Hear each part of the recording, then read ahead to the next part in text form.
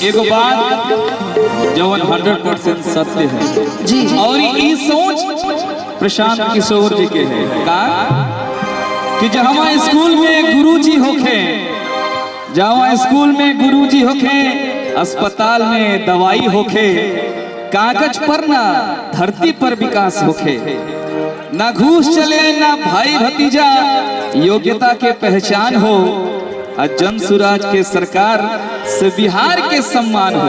क्या बात है। पढ़ल लिखल और काबिल सबके समाज चाहिए हो। जय बिहार। पढ़ल लिखल और काबिल सबके समाज चाहिए हो। नया बिहार चाहिए हो, जन सुराज चाहिए हो। नया बिहार चाहिए हो, जन सुराज चाहिए। नया बिहार चाहिए हो, जन सुराज चाहिए हो। जय जय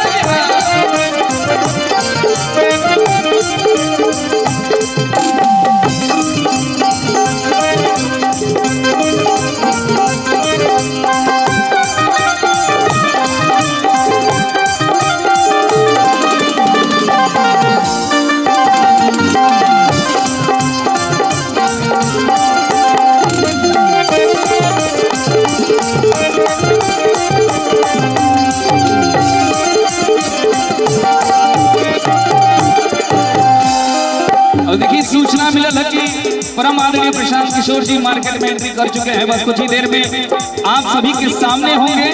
और क्या कहे गए भैया कि हमारे जवान भाई ना विदेश भागे, अपन माटी में कमाई करे। हमारे जवान भाई विदेश ना भागे, अपन माटी में कमाई करे, खेती करें, कारोबार करें, घरवा में रोशनी भरे। माई बहन के स्वर में चुनर, बिना डर फिरे बाजार। ई बस अपना बिहार के जन सुराज देला आधार। कहे गए भैया इसी गीत में हमारे चलते रहे हमारे राहुल भैया एक बड़ा सुंदर धुन अभी बजाने जा रहे, जाके रुक गए।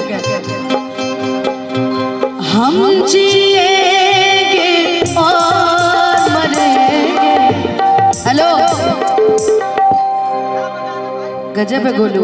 दुगुने रहे ओहनिए रहे के चाहिए। चश्मा लगा ले बड़े तो अभी कम दिमाग में चश्मा पहने ले बड़े।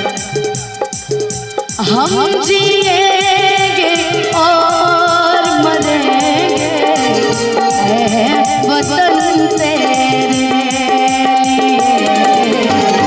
दिल दिया है जान देंगे। ऐ वतन तेरे दिल दिया है जान भी देंगे, ऐ वतन तेरे लिए।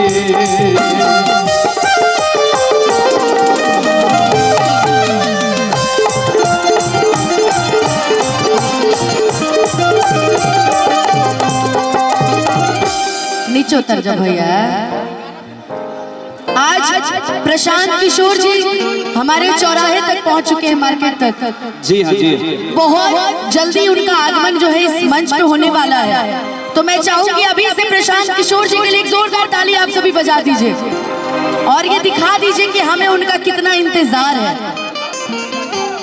लाइन हर प्रशांत किशोर के जैसा अरे आवाज चाहिए हो।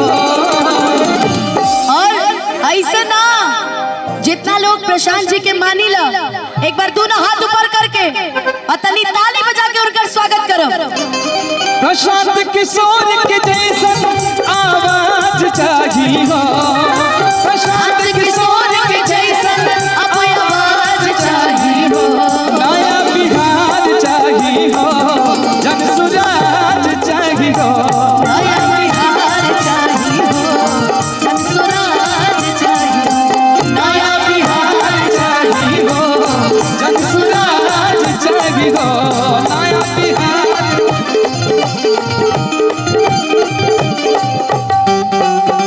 क्या बात। देखिए ये जो पब्लिक है ये हमारे लिए नहीं है आज, जी हाँ जी। आज ये हमारे प्रशांत किशोर जी के लिए है। जय बिहार, बस इसीलिए तो गर्व है। अरे जिया हो बिहार के लाला। देखिए क्या है, आपके लिए मैं गा रही हूँ राहुल भैया। अरे जिया हो बिहार के लाला, अरे जिया तू 1000 साला, अरे जिया हो बिहार के ताली नाची ताली गाई। ऐसे ना जरा अपने बिहार के नाम पे एक बार दोनों हाथ उठाएंगे, जितने बिहार में प्यार करते हैं, जितने बिहार से प्यार करते हैं, और ताली बजा के ताली नाची गाई सबके मन बहलाए भैया, ताली नाची गाई सबके मन बहलाए, ताली नाची गाई सबके मन बहलाए भैया।